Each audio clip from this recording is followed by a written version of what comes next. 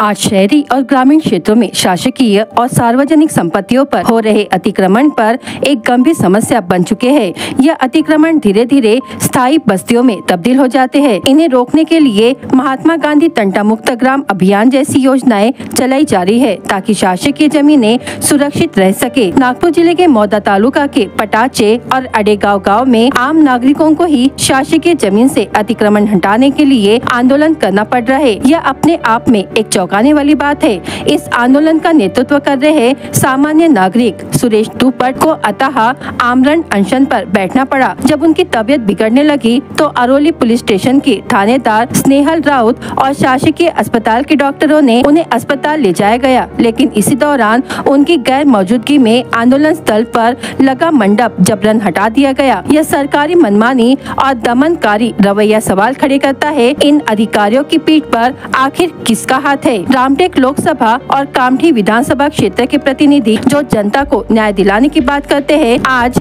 इस गंभीर मुद्दे पर खामोश क्यों है? एक प्रतिनिधि पालक मंत्री है तो दूसरे राज्य मंत्री, लेकिन शासकीय संपत्तियां बचाने की उनकी इच्छा शक्ति कहाँ है? यह सवाल अब स्थानीय जनता के मन में घर कर गया है। यदि सामान्य नागरिक को ही शासकीय जमीन बचाने के लिए इतनी मशक्कत करनी पड़ रही है तो स्थानीय प्रशासन कहीं कुंभकर्णीय नींद में तो नहीं? न्याय मिलने की उम्मीद में आंदोलनकारी और आम नागरिक दिन गिनते जा रहे हैं। शासकीय संपत्ति को लेकर एक आम धारणा है कि ये जमीनें और इमारतें किसी के भी उपयोग में आ सकती है और रोकने टोकने वाला कोई नहीं होता। दुर्भाग्य से इसमें कुछ सच्चाई भी है, क्योंकि कई बार सरकारी तंत्र ही इतने सुस्त होते हैं कि किसी प्रकार की कार्रवाई करने के बजाय चुप्पी साध लेते हैं। इस निष्क्रियता का फायदा उठाकर कुछ तत्व शासकीय संपत्तियों पर नजरें गड़ाए रहते हैं। पहले कच्चे निर्माण करके कब्जा करते हैं और फिर धीरे धीरे पक्के मकान बनाकर स्थानीय निवास बसा लेते हैं। यह प्रक्रिया अब शहरी क्षेत्रों के साथ साथ ग्रामीण क्षेत्रों में भी धड़ल्ले से जारी है। शासकीय यंत्रणाओं की निष्क्रियता के कारण आज सैकड़ों सरकारी संपत्तियों पर अवैध कब्जे हो चुके हैं। सुरेश तुपट की मांग है कि यदि अतिक्रमण हटाया जाए और इसी मांग को लेकर उन्होंने शासन का ध्यान आकर्षित करने का प्रयास किया है। मी सुरेश किसन तुपट अडेगाव, पोस्ट कोदामिंडी, तहसील मौदा, जिल्हा नागपूर। मी अडेगावच्या कायमचा रहिवासी आहे। अडेगाव ग्रामपंचायतचा कायमचा रहिवासी आहे, म्हणजे मूळ माझी वस्ती हेच आहे। आणि इथं मला माझ्यावर मी जागा घेऊन मकान बनवला, शेतीतली जागा घेऊन मकान बनवला आणि तिथे मकान बनवला। त्याच्या समोर रोडवर अतिक्रम आहे, तो रोड आहे जिल्हा परिषद विभागाचा आणि त्यांनी तीन लोकांचा आहे, रामकृष्णकार आणि इतर तीन, म्हणजे 4 लोकांचा अतिक्रम आहे हा। आणि तेवढ्या अतिक्रमासाठी हे पूर्ण यानं खूप मोठा इशू करून शाने म्हणजे पुरा राजकारण करून राहिले हे लोक। आणि माझ्या मागणीला काही अर्थ नाही देऊन राहिले। मी जेव्हा बी लेटर देऊन राहिलो 3 वर्षापासून शाने हे मला हेच सांगतात की आम्ही लेटर दिला आहे, पण त्या लेटरचा फायनल होऊन नाही राहिला अजून पण यांच्यावाला। अशी कोणत्या कोर्टाची कारवाई यांचीवाली की 3 वर्षापासून शाने कारवाई करून राहिले हे लोक। हां, मला हेच समजू कळत नाही। मला बाबू म्हणते लेटर दिला, BDO म्हणते लेटर दिला, पण लेटरची कारवाई पूर्ण काऊन नाही होऊन राहिली? कारण काय घोडा कुठे टाकला आहे? हां, म्हणजे अंतिम कारवाई यायची हे किंवा कोण्या दिवशी करणार आहेत अंतिम कारवाई? आता उपोषणावर बसल्यानंतर 2 तारखेला उपोषणाला बसलो मी पुन्हाचे, तर ते त्यांनी पुन्हा षडयंत्र केला आणि मला जबरदस्तीनं उचलून दवाखान्यात नेला डॉक्टरांनी आणि या पोलीसवाल्यांनी। अरोली पोलीस स्टेशनचे। तुम्हाला काय अजून काय वाटते? आणि माझी काही तब्येत खराब खालावली नव्हती, काही नव्हती, फक्त थोडासा विकनेसपणा, म्हणजे जेवण नव्हता झाला, विकनेस थोडासा हलका वाटला, तर त्या लोकांनी उचलून डायरेक्ट मला मेडिकलला नेऊन टाकलं आणि तिथून 72 घंटे नाही आणलं।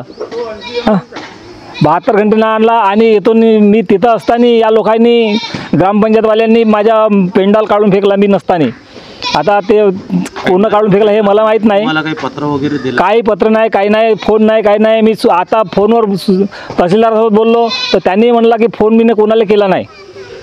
हे याची खोट्या गोष्टी वापरतात हे लोक आणि सर्व घोळ करून राहिले यायचे येतं। आणि याच्यानंतर मी आता याच्यानंतर अगर माझी कारवाई नाही झाली तर मी काही करू शकतो। वैशाली सुरेश तुपट, मी राहणार अडेगाव।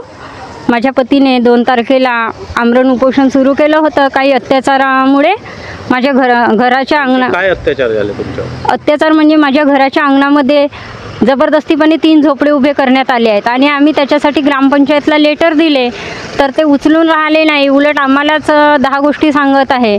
त्याच्यासाठी नाईलाजाने सगळे कारवाई अधिकारी BDO सगळं तहसीलदारापर्यंत कारवाई झाल्यानंतरही आमच्या काही समाधान झालं नाही. तेव्हा नाईलाजाने माझ्या पतीला 2 तारखेला समाधान नाही झालं म्हणजे काय? अतिक्रमण हटलं नाही का काय? अतिक्रमण हटलं नाही, लेटर आले तरी सुद्धा त्यांचा अपमानच केला ग्रामपंचायतने. त्यांचा ग्रामपंचायतने 100% उपोषणावर बसल्यानंतर तुमच्यासोबत काय काय घडलं? उपोषणावर माझे पती बसले आणि त्यांची हलकीशी प्रकृती खालावली तर यांनी डॉक्टर लोकांनी सांगितलं की जास्त प्रकृती खराब झाली बा, यांची काहीतरी चाल होती तिथं. आणि पोलिसांनी सांगितलं, हे जात नव्हते आणि खूप जबरदस्ती मला म्हटलं की समजेवा. आता मला वाटलं की नाही बा, आपण पोलिसावर विश्वास केला, पोलिसांनी त्याची रिस्क घेतली, विश्वास केला. मला वाटलं ते आमचे जनतेचे रक्षक आहे, पण त्यांनी राजकारणामध्येच साथ दिला. मला वाटत नाही की जो डॉक्टर बाबासाहेबांनी जो आम्हाला संविधानाचा अधिकार दिला आहे तो आम्हाला लागू होते, तो फक्त होते त्या राजकारण्याला लागू. आणि खरी बाजू घेतात हे पोलिससुद्धा त्या राजकारणी लोकांची. आमच्या सर्वसाधारण लोकांची इथे काहीही किंमत नाही आहे.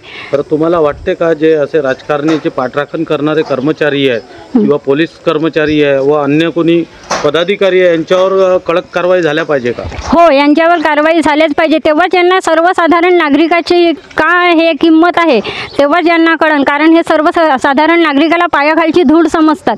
हे पदावर आहेत म्हणून काहीही करतील का?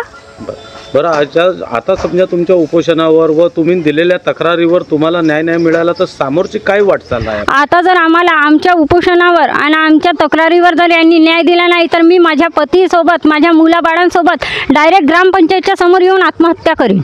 माझे नाव उत्तम युवराज मेश्राम, मी गट ग्रामपंचायत अळेगावचे उपसरपंच.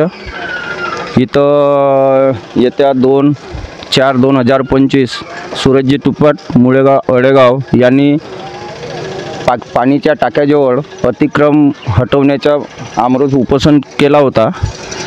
पण 3 तारखेला त्यांची अचानक तब्येत खराब झाली आणि अरोली पोलीस स्टेशनचे पोलीस निरीक्षक राऊतसाहेब आणि कोदामेळी आरोग्य केंद्र यांच्या चंबूनी चेक केला असता कोदामेळ्याला नेलं आणि नेऊन सन्या तिथं आरोग्य मेडिकल नागपूर येथे हलवण्यात आल्या. आणि काल दिनांक 5/4/2025 या रोजी तलाठी आणि ग्रामसेवक अधिकारी यांनी आमच्या समक्ष सरपंच उपसरपंच गावकरी यांच्या समक्ष टेंट हा चोरीला कोणी जाऊ नये म्हणून त्यांनी आपल्या समक्ष तो टेंट काढून सन्या त्यांच्या घरी नेऊन दिला. आणि जो अतिक्रम आहे या अळेगाव परिसरात पाण्यात टाकतो शासकीय जागामध्ये आहे, बांधकाम विभागाची जागा आहे. कलेक्टरला पत्र आदेशानुसार आम्ही दिलेलं आहे. जेव्हा ते भूमी अभिलेख बांधकाम विभाग येतील आणि डिमार्केट करतील तेव्हा त्यांचा अतिक्रम